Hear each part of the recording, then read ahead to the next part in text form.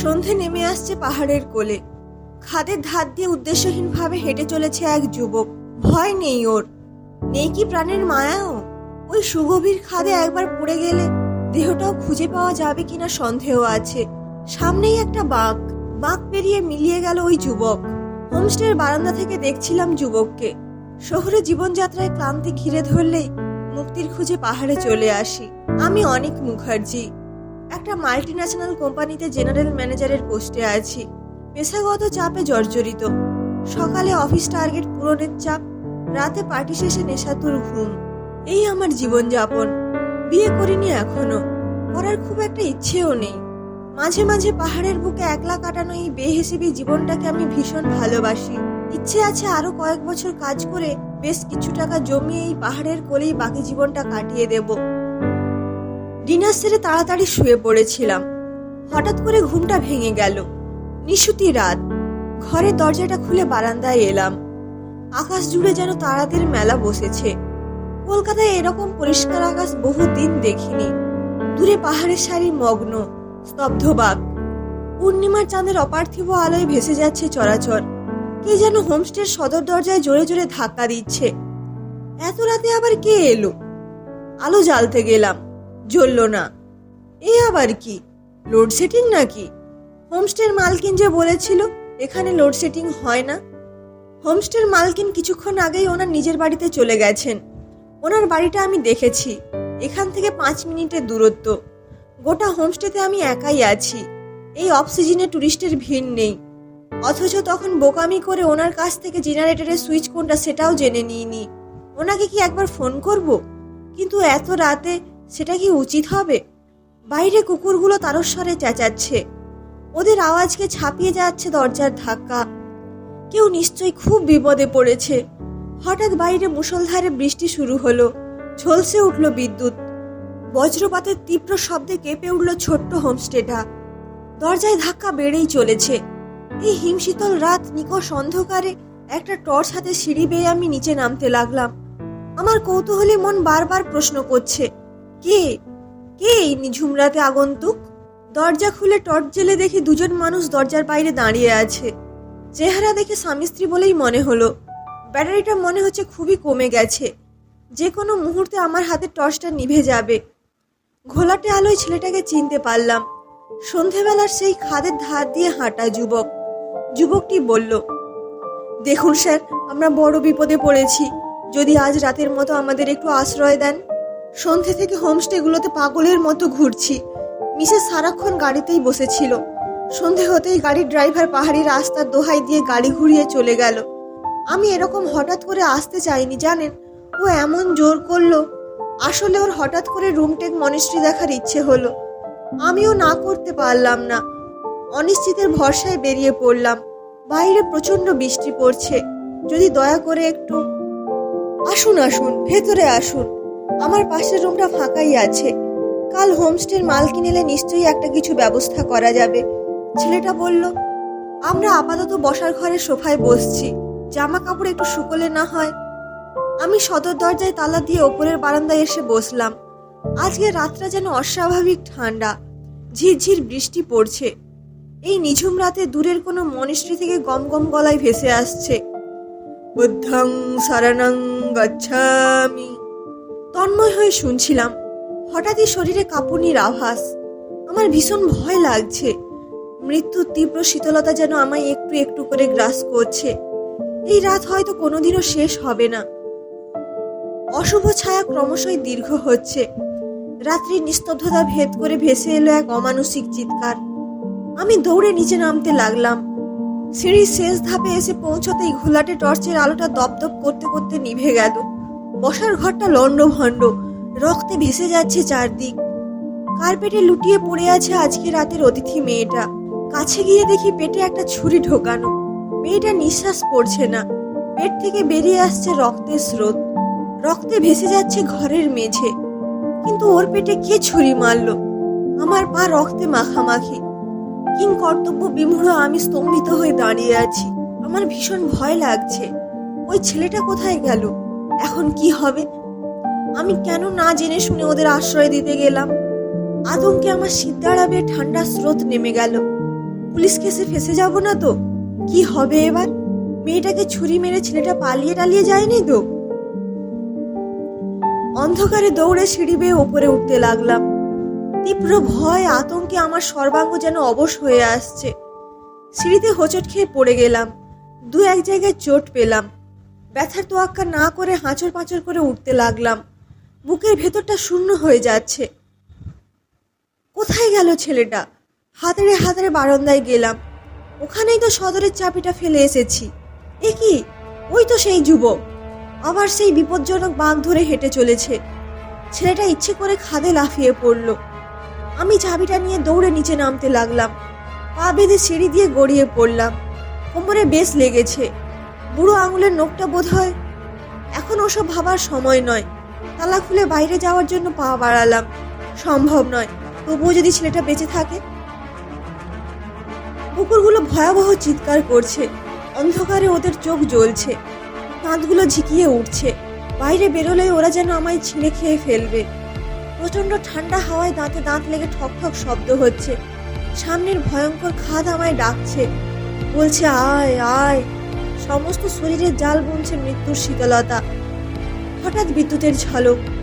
তীব্র আলোয় এক মুহূর্তের জন্য যা দেখলাম, সে দৃশ্য দেখে ভয়ে আতঙ্কে আমার সর্বশরীর শিউরে উঠল। ড্রয়িং রুমের কার্পেটে কোনো দেহ পড়ে নেই, মেঝে কোনো রক্তটক্তও নেই। সব কিছুই আগের মতো সুন্দরভাবে সাজানো আছে। আমার মাথা ঘুরছে, দু চোখে অন্ধকার নেমে আসছে। এক অজানা আতঙ্কে অবসন্ন হয়ে মাটিতে পড়ে গেলাম। পরের দিন ভোরে হোমস্টের মালকিন এসে আমার চোখে মুখে জলের ছিটে দিতেই আমার চেতনা ফিরে এলো। আমি অবাক হয়ে বললাম, আপনি আপনি কখন এলেন?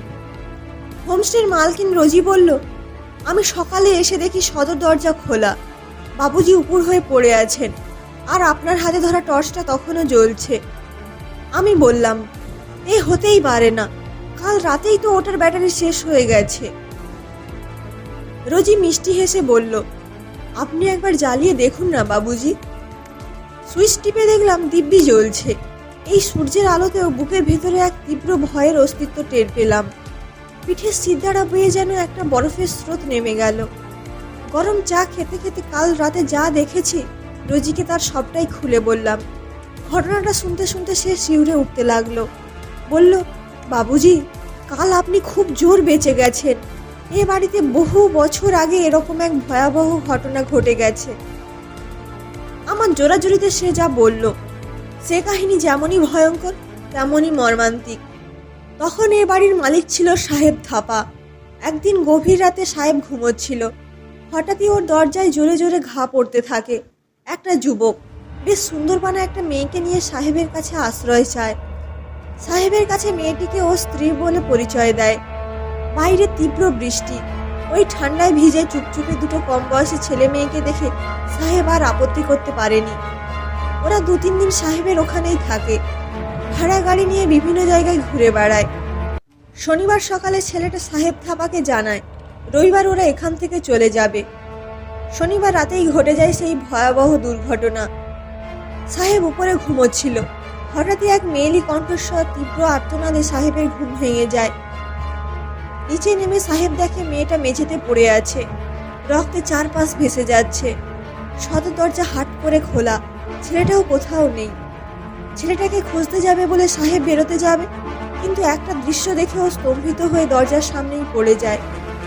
পুলিশি জেরায় সাহেব বলেছিল ওর চোখের সামনেই নাকি ছেলেটা দৌড়ে গিয়ে খাদে ঝাঁপ দেয়। প্রতিদিন সন্ধ্যেবেলা ছেলেটা ওই বিপজ্জনক খাদের ধার দিয়ে হাঁটত। পুলিশ পোস্টমর্টেম রিপোর্ট থেকে জানতে পারে মেয়েটা 5 মাসের প্রেগনেন্ট ছিল। স্থানীয় পুলিশ ওদের পরিচয় জানার জন্য বিস্তর খানা তল্লাশি চালায়। পুলিশ বারবার সাহেবকে জেরা করতে থাকে। ওদের কাগজ থেকে কোনো আইডেন্টিফিকেশন কার্ড পাওয়া যায়নি। পুলিশ কাগজে ওদের ছবি দিয়ে শনাক্তকরণের চেষ্টা করেছিল, কিন্তু কেউ দেহ শনাক্ত করতে আসেনি।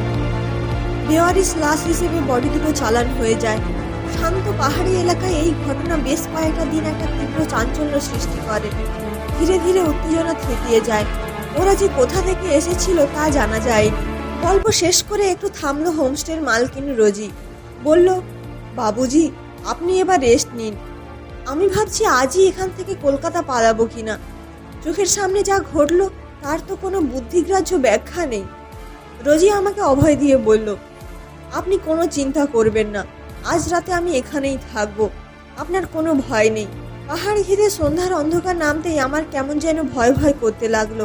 আমার এখান থেকে পালাতে ইচ্ছে করছে। পালিয়ে যাই, নইলে বোধহয় মরেই যাব। তারপর ভাবলাম তাড়াতাড়ি খেয়ে শুয়ে পড়ি, এক ঘুমে রাত কাবার করে দেব। হঠাৎ হোমস্টের সমস্ত আলো নিভে গেল, আবার লোডশেডিং। আমি জেনারেটরে সুইচ অন করতে যাচ্ছিলাম, রোজি এসে জানালো জেনারেটর কাজ করছে না। ডাইনিং টেবিলে একটা মোম জ্বলছে, খেতে বসেছি। প্লেটে সুস্বাদু চিকেন মোমো, চিকেন পকোড়া আর থুপকা, সব রোজি বানিয়েছে। উল্টো দিকে চেয়ারে বসা রোজির মুখ ওড়নায় ঢাকা, আলো আধারিতে কেমন ভুতুড়ে পরিবেশ। নিস্তব্ধতা ভেঙে রোজি বলে উঠল, আসল গল্পটা পুলিশ না জানলেও আমি জানি। কি করে? এবার আমার অবাক হবার পালা। আরে আমি তো ওখানেই ছিলাম। ওখানে ছিলে মানে কিছু না বাবুজি, আপনি বরং গল্পটা শুনুন। ছেলেটা ছিল শতদ্রু, আর স্ত্রী বলে পরিচয় দেওয়া মেয়েটা ছিল শতদ্রুর প্রাইভেট সেক্রেটারি সরিতা। একসঙ্গে কাজ করতে করতে ওদের মধ্যে ভালোবাসার সম্পর্ক গড়ে ওঠে। দু বাড়ির মধ্যে বিয়ের ডেট নিয়ে কথাবার্তাও চলছিল। কোনো এক অসতর্ক মুহূর্তে শারীরিক সম্পর্কের ফলে সরিতা প্রেগনেন্ট হয়ে পড়ে। শতদ্রু ওকে অ্যাবার্শন করতে বলে। সরিতা কিছুতেই রাজি হয় না। ওদের মধ্যে টানাপোড়েন চলতে থাকে। শতদ্রু শেষ পর্যন্ত বাচ্চাটাকে মেনে নিতে রাজি হয়ে যায়। সরিতার পেটের ভেতর বাচ্চার কেমন অবস্থায় আছে সেটা জানার জন্য ডাক্তার ওকে বেশ কিছু টেস্ট করতে বলে। টেস্টের রিপোর্ট এলে জানা যায় ওর শরীরে বেড়ে ওঠা ভ্রূণটি পূর্ণাঙ্গ নয়।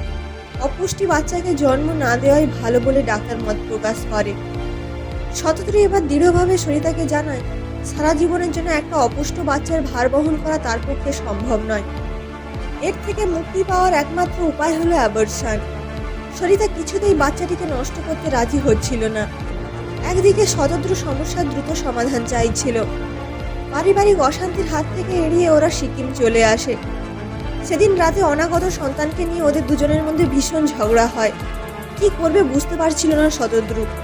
এদিকে ও নিজের ভালোবাসার মেয়েটিকে হারাতে চাইছিল না, অন্যদিকে সারা জীবনের জন্য ওই অপুষ্ট সন্তানের দায়িত্ব নিতে ওর মন সায় দিচ্ছিল না। কিন্তু সরিতা যেন ঠিকই করে নিয়েছিল যে ও কিছুতেই অ্যাবর্শন করাবে না, ওর সন্তানকেও পৃথিবীর আলো দেখাবেই। শতদ্রুকে ডাক্তার জানিয়েছিল অ্যাবর্শন করাতে বেশি দেরি হলে সরিতার প্রাণ সংশয়ও হতে পারে। সেদিন প্রচণ্ড ঝগড়ার পর ভীষণ রেগে গিয়ে শতদ্রু ডাইনিং টেবিলে রাখা কিচেন নাইফটা তুলে সোজা সরিতার পেটের ভেতর ঢুকিয়ে দেয়। রাতে নিস্তব্ধতা ভেদ করে তীব্র মেয়েলি আর্তনাদে কেঁপে ওঠে পাহাড়ের পথ। সে আর্তচিৎকার সহ্য করতে পারেনি শতদ্রু। দরজা খুলে এক দৌড়ে সামনের ভয়ঙ্কর খাদে ঝাঁপিয়ে পড়ে। গল্প শুনতে শুনতে আমার খাওয়া বন্ধ হয়ে গেছিল। ভয়ে ভয়ে রোজিকে জিজ্ঞেস করলাম, পুলিশ যা জানতে পারেনি সেটা তুমি কি করে জানলে? নিজের অজান্তেই আমার চোখটা চলে গেল ডাইনিং এর এক পাশে রাখা সোফার দিকে। মোমবাতির মৃদু আলোয় দেখলাম সোফার ওপর রোজি বসে রয়েছে। ওর চোখ দুটো কেমন বিভৎসভাবে বেরিয়ে এসেছে, যেন কিছু দেখে ভীষণ ভয় পেয়েছে। কে তুমি? আমার নিজের কণ্ঠস্বর যেন নিজের কাছেই কেমন অচেনা ঠেকলো। মেয়েটা আলতো করে মুখের ওড়না সরিয়ে বলল, দেখো তো চিনতে পারো কিনা। তুমি সরিতা? তুমি তো কবেই মরে গেছো। এ আমি কি বলছি? সরিতাকে? এই নামটা আমি কি করে জানলাম? তুমি তো মরেই গেছিলে, আবারও জন্মালে কেন শতদ্রু? বাধ্য হয়েই তো তোমাকে এখানে ডেকে আনতে হলো। অনেক দিন হলো, আর যে তোমাকে ছাড়া থাকতে পারছি না। সরিতার গলায় তীব্র হাহাকার। না না, এ হয় না সরিতা, জীবিতের সঙ্গে মৃতের মিল হতে পারে না। প্লিজ আমায় ছেড়ে দাও, আমায় ছেড়ে দাও সরিতা। আমি আর্তনাদ করে উঠলাম। আর হয় না শতদ্রু, আমি তোমাকে যে ছেড়ে থাকতে পারছি না। এসো, কাছে এসো।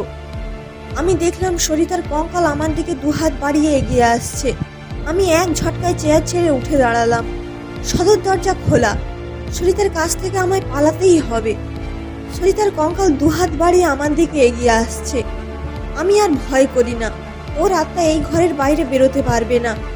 ওই তো সামনেই খাদ আমায় হাতছানি দিয়ে ডাকছে। ওই খাদ বড় সুন্দর, বড় বিপজ্জনক। ওর সৌন্দর্যে বিলীন হতেও আমায় ডাকছে। এই ডাক এড়ানোর সাধ্য কি? ধীরে ধীরে মোহবিষ্টের মতো এগিয়ে গেলাম খাদের দিকে। তারপর